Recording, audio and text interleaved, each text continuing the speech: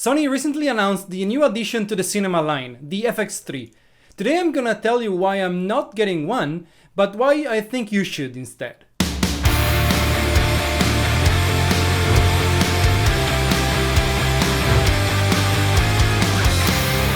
Hi everybody, welcome to Beyond Cameras. My name is Davide and I'm an Italian videographer and photographer based out of Hong Kong. Alright, let's talk FX3.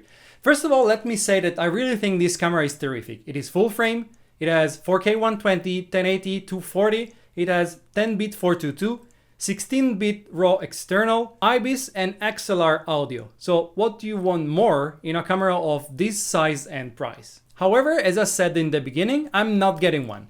And there are mainly three reasons for this. The big one is it's basically an A7S III, which I already have and love, and in fact I'm filming with it right now.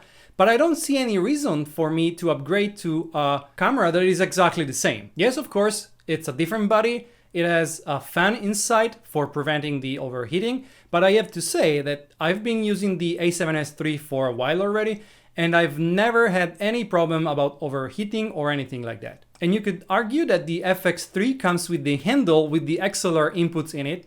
However, if you look closely, that is basically exactly the same of the XLR K3M that you can buy for the A7S III. And even though if you put together the price of the A7S III and the XLR K3M, you have a total price of about $4,096 US versus the $3,898 US for the FX3. So the FX3 is about $200 cheaper, but the FX3 doesn't come with the shotgun mic, which instead is included if you buy the XLR K3M. So they are basically the same cameras with the same audio features. And of course, as we've seen before, also the video features are basically the same. So as I said, there is no really reason for me to move from the A7S III to the FX3.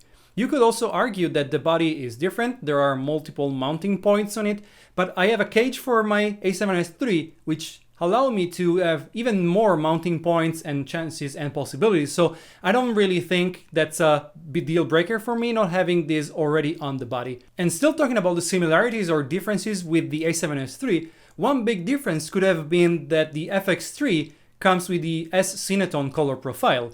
However, they just added S-Cinetone in the A7S III as well, and in fact I'm filming right now using S-Cinetone, so even that is not a difference anymore. So once again, I know I'm repeating that, there's no reason for me at this point to switch from the A7S III to the FX3, and if you have an A7S III already, there's no reason for you to do so as well. Alright, moving on, the second reason why I don't think I'm buying one is because even though the FX3 is part of the cinema line in Sony's mind, it's not actually a cinema camera. There are many things that make cinema cameras, and basically the FX3 don't have any of them.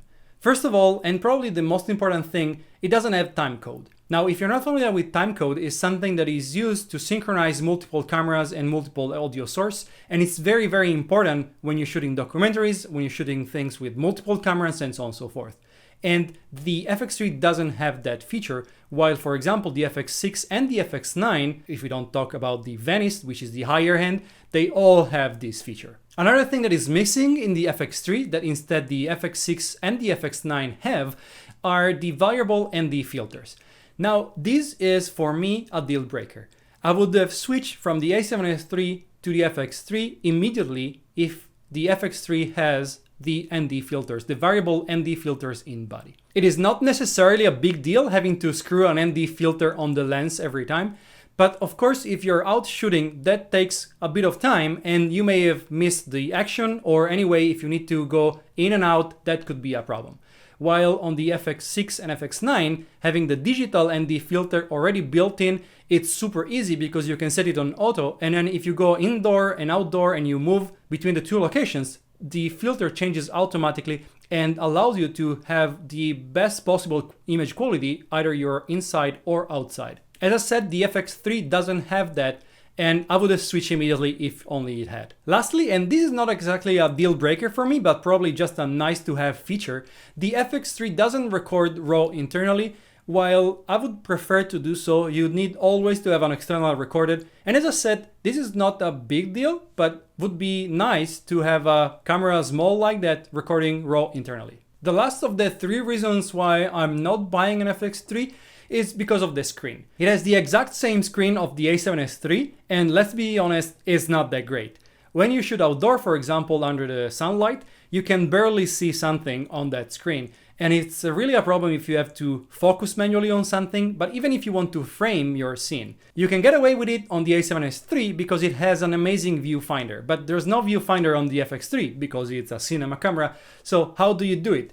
You always have to have with you an external monitor. And okay, this is not super a problem. I mean, I would say there is many reasons why you should have, or you may want to have, an external monitor anyway, but it would be nice having on a cinema camera a monitor that you can actually use when you're shooting outside. And still talking about the monitor, I think it would be really useful for a cinema camera, since the FX3 is in the cinema line, having the possibility to load some LUT inside the camera itself, so you will always be able to see what you're actually shooting instead of guessing on exposure or colors and so on and so forth. With all that said, let me explain you why I think you should get it if you're out in the market for a video camera.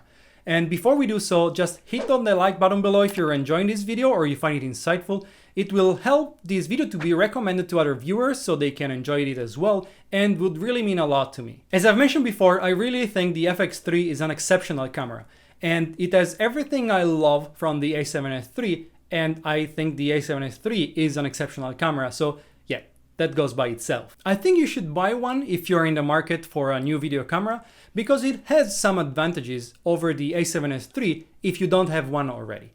First one is the mounting points. You have the 5 1/4 inch holes for the screws, so in theory you don't need to have a cage, and it has already the handle plus the XLR audio inputs. And those are things that if you buy any other camera in the same price range, you will have to add afterwards, with the cage, with the handle, with the XLR input, and so on and so forth.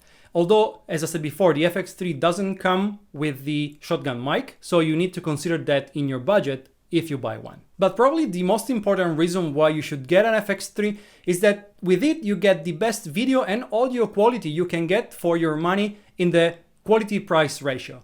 In fact, it has an amazing sensor, very good low light capabilities, amazing colors, especially now with the S Cinetone. So I see no reasons why you wouldn't want to buy an FX3 if you don't have an A7S III already. Alright, that's it for today. Let me know in the comment section below what you think about the Sony FX3 and if you're getting one.